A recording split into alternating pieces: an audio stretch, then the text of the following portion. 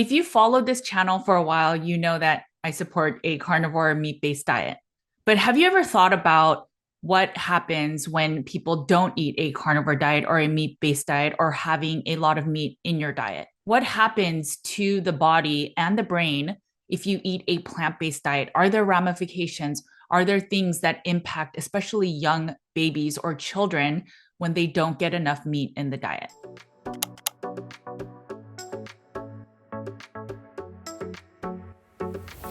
Hey guys, my name is Judy Cho, and I'm board certified in holistic nutrition. And I have a private functional medicine practice where we focus on root cause healing, and that often starts with the Carnivore Cures all meat elimination diet.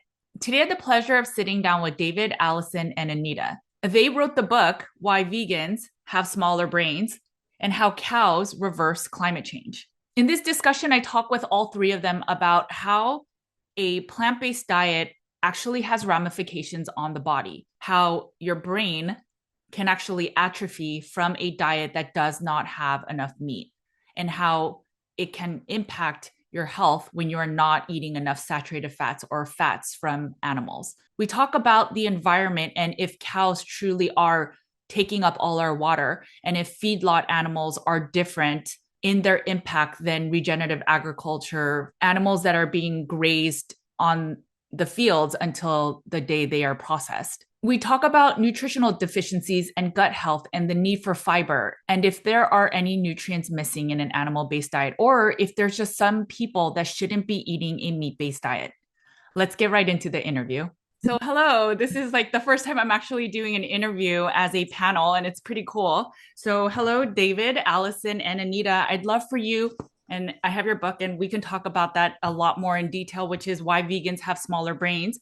But if I can have you all introduce yourself, and the bigger thing I'd like to know is why did you write this book? Did the diet, did the environment, did that impact you where you were passionate about and then sharing this amazing book? Hi, I'm Anita Tagore. I'm a retired medical doctor. I qualified from the University of Cambridge in the 1980s. More recently, I did a master's in nutrition. And in the last few years, I've been working on this book, and I have a regenerative livestock farm. I'm Alison Morgan, Ali. I'm an agricultural specialist, and a lot of my work over the last 40 years has been to do with the impacts on the environment of different farming systems, livestock, crops, all those systems. I studied agriculture at the University of Reading in England, and I also have a postgrad in global development and worked overseas in Central Asia and on the Middle East. And I'm Dave Ellis. I graduated in geology from the University of Cambridge. But then I spent my career, 35 years, as a geophysicist working in oil and gas industry. Since I retired a few years ago, I've now become, as you can tell, really interested in these topics of diet and on farming, and in particular how farming can help reduce climate change, which is the subtitle of the book. Well, thank you. Thank you. I'm excited to dig into this more. So, obviously, this book, it's a pretty strong statement. And I was just wondering, why is the title Why Vegans Have Smaller Brains? Do vegans actually have smaller brains? And, whoever wants to take the question, but I'm curious why you titled the book the way you did. There is plenty of evidence that diet does affect the size of your brain. The best evidence is in babies who've been breastfed, exclusively breastfed by vegan or vegetarian mothers. Some of these babies can suffer severe brain atrophy, and this brain atrophy can actually be reversed with vitamin B12 treatment if it's caught in time, usually within the first year of life. The brain atrophy reverses completely. At the other end of the spectrum, there are many studies, older people, which show that low levels of B12 speed up the rate at which your brain atrophies. We all have some brain atrophy. This starts in our mid-20s. It's about 1% a year, and in our 50s, it speeds up to 2% a year. It's the rate of brain atrophy that matters more than your actual brain size. in older people. And the rate at which your brain atrophies, the higher it is, the greater your risk for mild cognitive impairment and dementia. And because it's can be reversed in babies with vitamin B12, and in older people, it's associated with low levels of vitamin B12. And B12 isn't found in any plant food. So that's the basis of the title. And we've also chosen the title because it's controversial and gets attention. Yeah, well, and as if one title wasn't controversial enough, the subtitle is in many ways controversial, and that speaks to the farming part of the book, which Ali wrote. Yeah, so there's this common belief that because cows produce methane, they cause climate change, and there's so much evidence that the reverse is true. They actually, we'll talk more about that, but they actually are very beneficial to the environment when they're farmed correctly at pasture. Anita, I wanted to ask you, so you brought up B12. So, if I'm just going to be controversial, well, why not just take B12 and then still follow a vegan diet? Well, if you are vegan and you're not going to change your diet, you should definitely take B12 supplements. But there are other nutrients that matter as well. For example, there was one study that looked at the effect of supplementing with B12 on brain atrophy, and it showed that only if your levels of DHA, which is a type of omega-3 fatty acid, only if those levels were high did B12 have a beneficial effect. There are many other nutrients which may be present in plant foods, but the bioavailability of them is low, and it's difficult to get them from plant foods. Yeah, the best sources of all the nutrients that we need for a healthy brain come in animal foods. I also saw a study where mothers that ate a plant-based diet, vegan, vegetarian, the baby is smaller too. So it's not just the brain, but they're yes, once they're delivered, they're smaller. Even in the body, they're also smaller. So it just looks like there's more and more information sharing that eating a plant-based diet is really not ideal for people. Yeah. And in fact, the WHO recommend animal foods in the developing world to pregnant women and in infancy and childhood, because they fully appreciate that the best way to get nutrients is from animal foods. And in the book, you mentioned that so the less meat you eat, there's a correlation with the brain just overall shrinking. I know you just brought that up a little bit. Is it the nutrients itself, or is it the meat? Is there also something to do with the fats in the meats? It's probably a combination of B12 and DHA, but the studies show the best studies have been done on vitamin B12. So we can say for sure that one of the key nutrients is vitamin B12, but that's not to say that there aren't others. Okay. And I saw in the book that the vitamin B12, if there's not enough DHA in the blood, that then the B12 doesn't support, I guess, the stopping of the brain atrophy. Exactly. Do you know what that connection is? Like, what is it about DHA, which obviously is in a lot of fatty fish, or the most bioavailable form in fatty fish? What is it about those two that work so synergistically? I don't know exactly how they work synergistically, but a high level of the fat within the brain is composed of DHA. Okay. So I would imagine that's how it has that effect. So then would you recommend, so there's oh, go ahead, Dave. Every cell in your body has a sheath of fat around it. And the brain, when you add that all up, the brain is 60% fat. So it's not a surprise to me, actually. Well, it would have been a few years ago, but not anymore, that fat is essential for a healthy brain, as well as vitamin B12. Well, the type of fat matters. Yeah. DHA. And also that it's not just fish that DHA is available from. So it's in cattle, in beef, and in the organ meats from herbivores. Sorry, evolutionarily speaking, it was actually the brain of large herbivores that had the most DHA. Some people seem to think that it's just fish that matters. But in our past, it would have been from the brain of wild herbivores that we would have got adequate amounts of DHA. And no plant food contains DHA. And the other thing is some people might say that, well, our bodies can make DHA from another omega fat called ALA, but the conversion is very inefficient. And if you have a high amount of omega-6 fat in your diet, which is what most seed oils have, then sometimes that conversion grinds to halt completely. Okay. What about protein ceiling? So you talk about how there's also a beautiful synergistic balance of fat and protein, that we can't just, there's a vegetable ceiling or a plant ceiling, and then there's a protein ceiling. Why does it matter that we get a sufficient balance of protein and fat?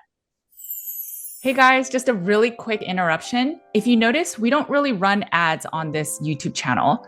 And just being fully candid, instead of making money on external sponsors, we really wanted to share more about our functional medicine practice so that if you ever need it, you know that what we offer and what we can provide in terms of service and products. If you didn't know, our private practice has one-on-one sessions.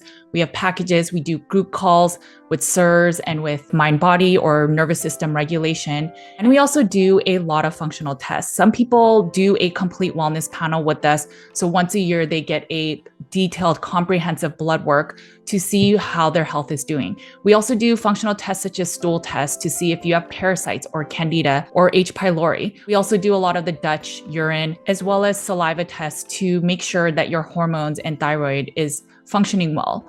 Our flagship is our symptom burden, where we really trust the innate wisdom in our bodies. And so we are trying to see what symptoms do you have, because oftentimes a combination of symptoms is related to a specific system.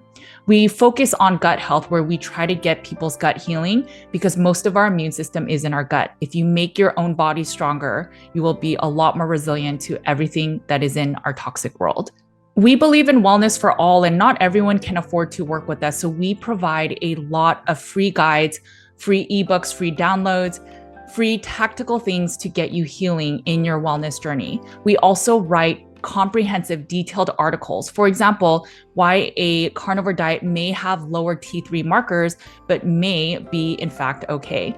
I hope that the content I share is enough for you to get healing. But if the needle is not moving enough with a carnivore diet, with lifestyle changes, with mind-body work, if it's not moving enough when you are working alone, just know that we have the services to support you when and if that day comes. Because we are holistic health, we also have a prescriber. So if you are on thyroid medications or hormone medications, or you need medications for SIRS, we are able to walk you through the process. Our goal is to get you off most of your medications. All right, guys, thank you for being part of this community. Let's get back into the video. Well, if you're following a ketogenic diet or trying to follow a ketogenic diet, if you have too much protein in your diet, the protein gets converted to glucose, and that will take you out of ketosis. Plus, the body has a limited capacity of deamination to get rid of the excess protein. Carnivorous animals can actually eat more protein than humans can. They up to 50% of their diet can come from protein. Do we talk about a fat ceiling as well? Well, the thing that limits fat consumption is feeling full. Yeah. Right. It's not a question of metabolizing it. It just makes you feel very full. And if you eat beyond a certain point, it'll make you full to the point of feeling nauseous. Right. And not make you fat. On our clinical practice, so we meet mostly carnivores or meat-based ketogenic people. And when we do the macros on people, when they're not eating sufficient fat, and I guess we could say percentage of total calories, at least, I think for males, it's like 65 at minimum. And then for females, it's around 70, if not more. But then they're always hungry, or they're not eating enough, because if you're eating lean meats, it's also hard to eat a lot of chicken breast.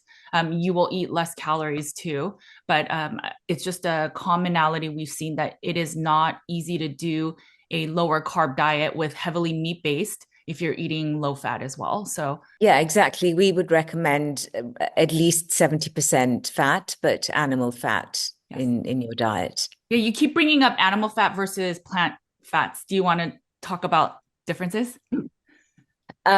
Yes. So there's a chapter in the book called Just Stop Vegetable Oil.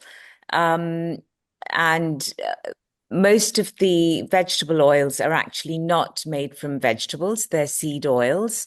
They're an unnatural food. We didn't evolve with them. They're an ultra-processed food. You need a large plant to make them. They're only new to the human diet in the last 100 years, whereas we evolved with eating animal fats. Those are the fats that our bodies are designed to eat, which is why we recommend them. So I've been eating meat-based, strict carnivore for 3 years. And then for probably the last 4-ish years, it's 95% meat. And I'm thriving on it. I reversed mental issues and mental health issues and other things. And then some people always say, well, it's probably your genes, like, or your blood type. Your certain thing allows you to eat this way. And so there are conversations about certain genes or certain people with certain genetics cannot eat this way. I wanted to know your thoughts, like how much does genes affect you and things like your height and other factors? Obviously, genes do matter, but they're not necessarily your destiny. Lifestyle matters a lot, especially diet. So some people might have a predisposition to diabetes or autoimmune diseases. It's the threshold at which each of us can tolerate certain foods that matters. But I would say everybody would thrive well on the diet that we are proposing. It's just the amount of other foods that everybody can tolerate varies from person to person. We were watching We're all one species. We've all evolved Mm. over 6 million years because we ate meat and high fat meat diet and offal. So we're all the same in terms of our species need for eating Exactly. meat, just as other species of animals have a specific diet. So do you all believe that most humans can eat meat-based? I believe all humans can.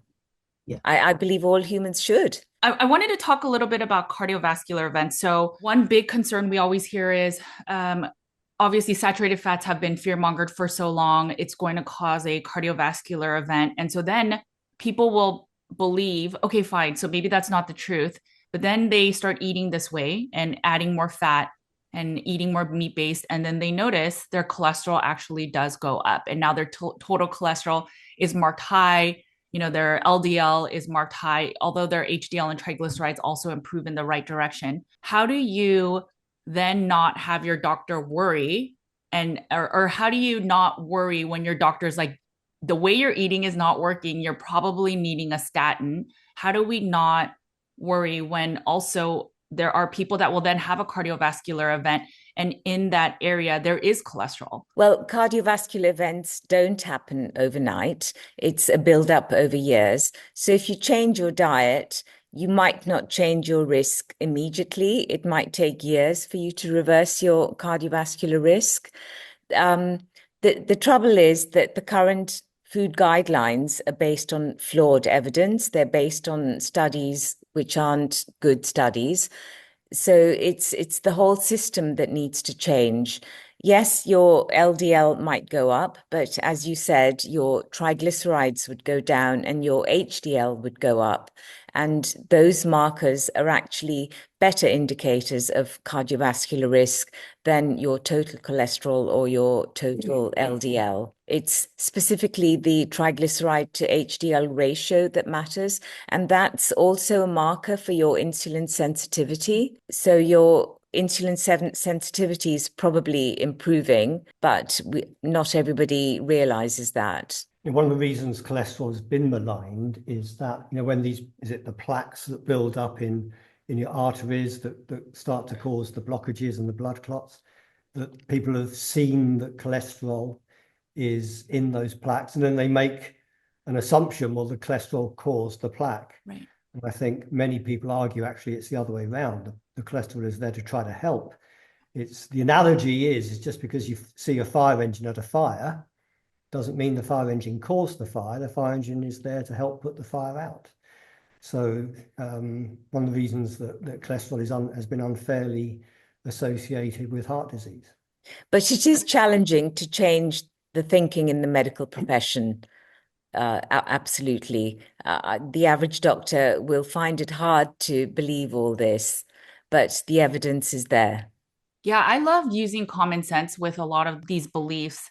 And if you think about it, most of our cholesterol is produced in our liver and our small intestine. And if our body was if it's such a bad, if cholesterol is so bad for us, why would it produce 70% or almost 70% of what the body needs? And then the rest needs to be from our food. Why would the body be actively making something that's so bad for us when the body is really good at recycling things such as bile acids and other things? So it's just that common sense doesn't make sense if cholesterol is supposed to be so bad for us. And in fact, if you look at the molecule, it's really meant to reduce inflammation. So like you said, David, yes, anywhere there's inflammation, including in the arteries, you'll see the cholesterol because it was there to, it was the fire truck, right? In that situation. And it's been so misshared in terms of the public. And hopefully one day this information from Ansel Keys will go away. Yeah, that it's glucose that causes damage to the cholesterol that's the real problem. If you're on a low carbohydrate diet, your cholesterol will be healthy. Can you share a little bit more about that, Alison? So what is it, or how does that work where I'll hand over to Anita. She'll be able to explain it. Well, the other thing I was going to mention was that if you look at overall all-cause mortality, as you get older, a higher cholesterol level is actually associated with a lower risk of death. It's only when, and the jury's out anyway on cardiovascular events and cholesterol. Yeah, one of the ways we put it in the book is that this, the studies that show that actually it's a relationship between glucose in the bloodstream causing inflammation. I think, Malcolm Kendrick in the UK, he points out that the leading cause of amputation in the United Kingdom now is from type 2 diabetes. And type 2 diabetes is, our inability of our insulin to manage, glucose levels. So in a way, I mean, it's very similar to smoking. So in the book, we say that carbohydrates are the new smoking. They lead to inflammation. They damage the capillaries in your extremities, in your eyes, in your kidneys or wherever. And so it's a very similar effect to smoking. We would say that it's carbs that also need a health warning when they're sold to you as food. Right. No, thank you. I wanted to pivot to gut health. So another big concern other than cholesterol and cardiovascular risk is, well, without fiber in a carnivore diet, you'll end up with colon cancer and you'll never poo. Can you talk a little bit about a meat-based or heavily meat-focused diet and the risk of colon cancer? First of all, fiber isn't a nutrient. We don't need it. We weren't designed to eat it at the moment. There are many, many studies on fiber and colon cancer. Most of them are epidemiological studies. You can show an association, but you can't show a cause from these studies. For every study that shows that fiber reduces the risk of colon cancer, there's another one that shows that it has no effect or even increases the risk. The few controlled studies that are out there don't support the idea that fiber reduces the risk of colon cancer at all. For example, well, there was one on looking at the risk of adenoma recurrence. Adenomas are thought to be a precursor of colon cancer, and it was a good controlled trial on 2,000 people, and it showed that fiber had no benefit. There was another Cochrane review of controlled trials where they increased fiber for 2 to 8 years, and that didn't lower the risk of colon cancer. And paradoxically, after 4 years, there was a slight increase in colon cancer. So I'd say the evidence for fiber being beneficial for the risk of colon cancer is is not there. So you're saying that there are actual studies that show that by increasing fiber, there's actually an increase of risk. So there was a Cochrane review of controlled trials. I can send you the link to it later, which show that it didn't lower the risk. And I think their words in this review was paradoxically, after 4 years, there was an increase in risk. But I can send you the link to that later. Okay, thank you. Let's talk about constipation. So the other, we do hear that even from anecdotally from people that start a carnivore diet. They'll say, I'm starting to feel better and eating this way, but I have horrendous constipation. So you have to look at the definition of what constipation actually is. Some people think that you need to go every day, but in fact, it's whether you're straining or having difficulty passing stools that constitutes constipation. There is no minimum frequency of defecation that's known to be good for health. So it's fine to not go every day, so long as you're not straining or having difficulty passing stools. There was one very good study done in Singapore on where they showed that eliminating fiber completely from the diet of their study participants actually resolved constipation completely. And they had a really good analogy. They said that adding more they used a traffic jam as the analogy for constipation. If you have a colon that's already packed with fiber, adding more fiber is just going to make the situation worse.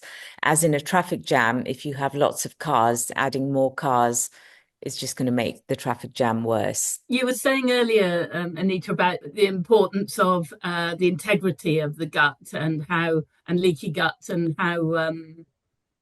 Yes, so some people talk about the microbiome as if that's a very important thing, but we would argue what matters more than the bacteria in your gut is actually the integrity of the gut barrier. Most in the medical profession don't even recognize leaky gut as a problem, but if the gut barrier wall is compromised in any way, then toxins and other things which shouldn't be coming into your body do enter your body and can cause problems, particularly with people who suffer from autoimmune diseases. And what's the cause of leaky gut? There are many causes, but mostly it's plant foods that cause a problem with the gut barrier. Yeah, there's a lot of things. It could be medicine. It could also be toxins in the environment, stress. I mean, it's just our modern world causes a lot of our leaky gut and cell wall damage. I also, another, common sense thing is I think about babies. I nursed my second. He almost had zero food when he was up to the age of 1, and then we nursed him even beyond that. But he never had fiber in that 1 year, and he massively grew. And it's like, okay, so I guess when they're a baby, they don't need fiber for their microbiome or their gut health. But my son had many bowel movements and he was super healthy and 99th percentile. And it's just, but he literally was on breast milk that had, it was, it wasn't low carb, but it's low-ish carb, but there's no fiber in that. And there's not really vitamin C. So it's just, okay, but as humans or as adults, now we need more of that fiber. It doesn't really make sense. Yeah, that's one of the points that comes up in the book. It's a really good point. Breastfed babies have zero fiber in their diet. They have no problems with constipation. They don't need fiber at all. In fact, large amounts of fiber can cause problems in babies. And in the book, you guys mentioned that the breastfed and then the formula fed have different short chain fatty acids. Do you want to just touch on that a little bit? So babies go into ketosis more easily than older people do. It's an evolutionary thing. They need a much higher amount of energy for their brains than adults do. 70% of their energy is used by their brains. And having more fat reserves than other primates, and fat in their diet is thought to be one of the evolutionary adaptations that also helped brain growth. Okay. Let's pivot a little bit to climate change. In the book, it's fascinating because we always hear that the cows, the methane, is causing a lot of the climate change, that the world is heating up. But in the book, you argue that it's actually the plants that are causing worsening of that. Can you talk a little bit about that? Yes. So the first thing is that in terms of the various assessments that have been done by, for instance, the UN Food and Agriculture Organization, they look at emissions from the livestock sector globally, but they only look at emissions, and what they don't look at is that methane is part of a biogenic carbon cycle. It's produced by the animal from the digestion of the plant foods that it ate, the grass that it ate. And the grass was able to make that carbohydrate, to make its leaves and stem and everything, by extracting carbon dioxide from the air during photosynthesis. So the carbon has just come from the carbon dioxide in the air through the plant. The animal eats the plant, turns it into its own body tissues, and it breathes out or belches out some methane. Ruminants belch out methane. But that methane then breaks down back into CO2, just replacing some of the CO2 that was taken out by the plants. So there's no additional methane, there's no additional carbon going back into the atmosphere. It's a cycle. The ruminant cannot create carbon out of nothing. It comes from the plant carbohydrate. And in addition to that, pasture-reared ruminants, grazing animals, they contribute to carbon sequestration, which means the drawing down of carbon from the atmosphere, from the carbon dioxide, and storing it, capturing it in the soil. Grassland soils, it's well understood that grassland soils are always higher in carbon, always higher in organic matter than arable soils where we grow wheat and barley and all the other crops. And the reason for this is that the grass roots are secreting sugar into the soil. That sugar was made from the carbon from the air, from the carbon dioxide. And also that the animal, its dung is also redirecting carbon onto the land, and that is taken underground, contributing to the buildup of organic matter and carbon in the soil. And grass plants and the other broadleaf plants that are in grassland, they're perennial plants and they cover the land very densely. So the soil isn't exposed to the air. Whereas when you're growing arable crops, those arable crops are annual plants, wheat, barley, oil seeds, vegetables like carrots, potatoes, brassicas. They're all annual plants, and the farmer has to till the land, plough it or some other preparation, and the land is exposed for a lot of the time, and the arable plants are fairly thinly spaced for much of the year. So there's a lot of soil exposure to the air. That's a completely unnatural thing. And the organic matter in the soil is exposed to the air, and that the carbon from the soil turns into CO2 and is added to the atmosphere. And there is data showing that about a third of the increase in carbon in the atmosphere, the increase in carbon dioxide, has actually come from soil damage. And most of that soil damage has been caused by arable farming because of the exposure of the soil. In addition to that, arable farming involves a lot of field operations, ploughing or other tillage, preparing the soil, spraying, harvesting, a lot of fossil fuels going in there, whereas grazing livestock systems use very little fossil fuel. They also tend to use very little agrochemicals, artificial fertilizers, because you're fertilizing the animal itself is fertilizing the soil, and very few pesticides at all. Only 99% of pesticides are used to grow arable crops. So massive harm from pesticides affecting biodiversity. So all these harms, these emissions are actually coming from plant-based farming.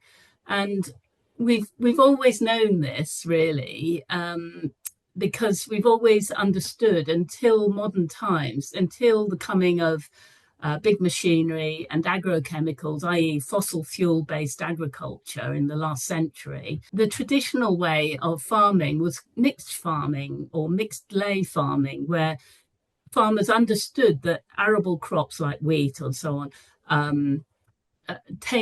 they damage the soil, they deplete the soil, take nutrients out of the soil, and take organic matter out of the soil.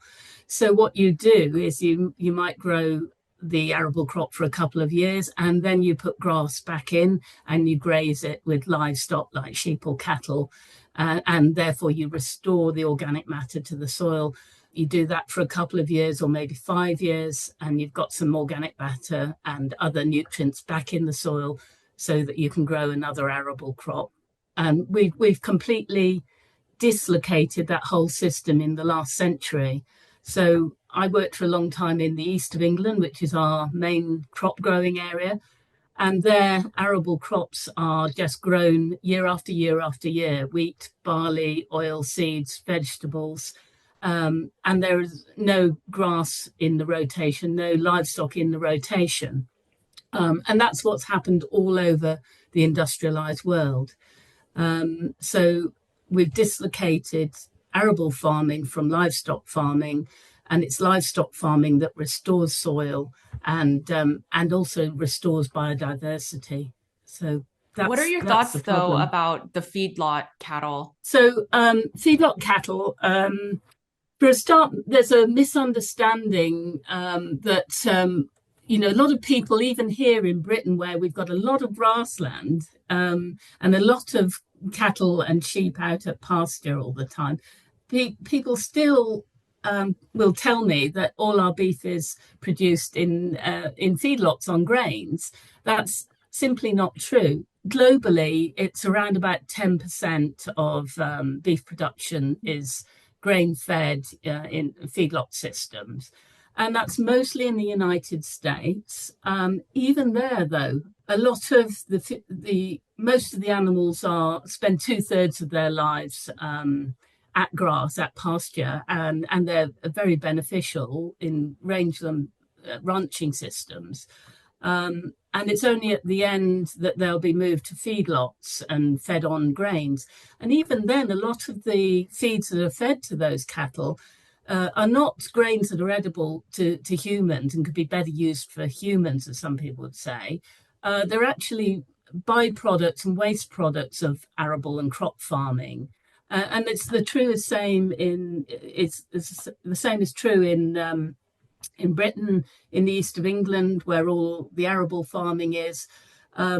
There's a lot of byproducts from feeds, so lots of vegetable waste left on the ground after you've harvested brassicas and everything.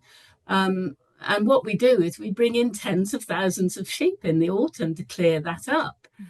So animals are really, a key part of the circular economy that is so important, of recycling waste and upcycling waste products from crops and turning them into highly nutritious meat and milk. So they're really important. Otherwise, those waste crops and byproducts just rot in the field and contribute to methane and other emissions. But ideally, all livestock would be out at pasture and only pasture reared all year round. Yeah.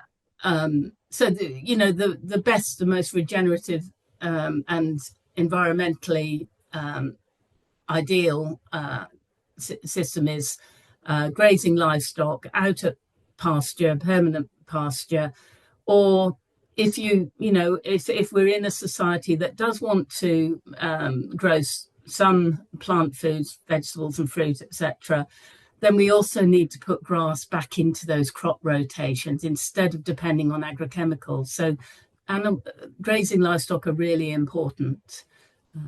Yeah, I think one other factor that it's also impacts is, I'm sorry, go ahead. I think Ali would say where there is perhaps a problem with intensive systems is with pork and chicken. Yeah. Or the battery farming of chickens and so on. Because pigs and chickens are monogastric animals, not like ruminants. So they're not very good at digesting cellulose. Ruminants are the most efficient animals at digesting cellulose. We can't digest cellulose at all, but ruminants can. They're the animals that need fiber in their diet, because the rumen microbes need that fiber. So those, but pigs and poultry are monogastric, and the way that we, produce pork and poultry meat and eggs is with those animals mostly confined, but almost entirely fed on grains and soya. And in Britain, most of that soya comes from Latin America, although there are moves to try and reduce that.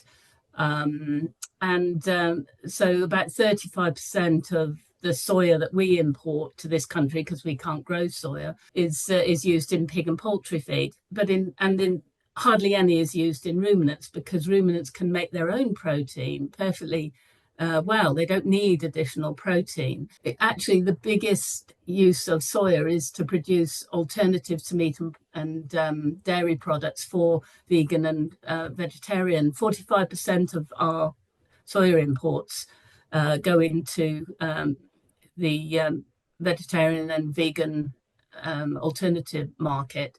So it's actually that's contributing to deforestation, not beef production. What about water? That's another one I hear often is, well, the cows take up all our water. Yeah, that's another myth, which we talk about in the final chapter of the book, which is called Embargo the Avocado. And in that we talk about food imports versus local food, and we talk about food miles, emissions, food waste, and the water footprint of different kinds of foods. It's a misapprehension that cows use all the water. Dairy cows do need a high water intake because they're producing a very large volume of milk, 40 litres or more per day in a modern dairy cow. Those kind of intensive dairy systems we wouldn't advocate, because they're also high grain use and have various welfare issues. And that kind of dairy system is certainly not appropriate for an arid country such as in the Middle East, because it's taking a lot of what we call blue water, which is water from reservoirs or rain capture systems. So it's competing with the environment, and it's competing with people. But in most situations where you've got pasture-reared cattle or sheep, most of their water is what we call green water. It's rain that would have fallen on the land anyway. The animal is getting a lot of its water from the vegetation it eats, and it's putting a lot back into the soil via its urine and dung. And that's being held in the soil, and the organic matter from the dung is also helping to hold that water in the soil. So it's actually just recycling a lot of the water in the local water cycle. Whereas if you look at crop production, a lot of, for instance, we import in Britain, we import 2/3 of our fruit and vegetable requirements. And a lot of those fruits and vegetables are exotic produce coming from developing countries, which are climate vulnerable, water scarce, and they're traveling a long way. So high food miles and high feed emissions. For instance, everybody thinks avocados are a superfood, but they compete with people. For instance, in Chile, in some area, in the avocado growing areas of Chile, the ordinary local people are being restricted to 50 litres of water per person per day, which is a third of average consumption per person in Britain. Whereas each avocado tree is being watered with more than that in irrigation. So these are having big impacts on local communities in poorer countries and more water scarce countries. Same goes for nuts. Nuts actually require a lot of water. We import an awful lot of nuts from other countries. But grazing livestock actually are the most efficient, and they're using mainly green water. Even in the winter, when we have to house cattle or sheep, well, mostly cattle in the winter, yes, they're having some water from troughs and from the system, but it's at a time of year when our reservoirs are full and there's a lot of water falling, and they're not competing. Whereas crops are competing when they're irrigating. They're competing and they're reducing reservoir and river levels, and that's impacting the environment. So, as we're closing, I'd like to ask each and every one of you, if someone walked away with one thing from the book, what would it be? Like, what is something that you really want, like a gem that you want people to know, whether it's for the health, the environment? Please share one. Mine would be to women who are planning a family to read the book and see how important it is for a developing fetus and a young child to have animal food in their diet, because they have no choice like adults do. And what they eat in the first few years of life affects them for the rest of their life, because if they don't get the right nutrition, they won't fulfill their cognitive potential. That would be the group that I would want the most to read the book. I would say we've talked about soil destruction by arable plants. The other area that I would like people to understand is that we're seeing this massive decline in biodiversity, and particularly in insect life and earthworms in the soil. That is majorly being caused by arable cropping, whereas we don't use pesticides in grazing livestock production, hardly any. We're not damaging the soil, and we're using lower levels of artificial fertilizer, if at all. We don't have to use it at all.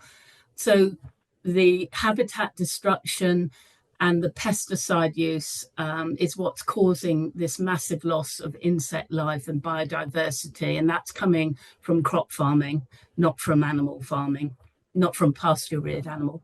And I would finish by saying that the diet that we propose in the book, which we call the Sapiens diet, because we think it's the best diet for people. It's the diet that we evolved with, that turned us into Homo sapiens with our large brains. So we call it the Sapiens diet. It's some protein, a lot of fat, and some offal. It's the Sapiens diet. It's good for people, but as Ali's been describing, it's also a diet that's good for the planet.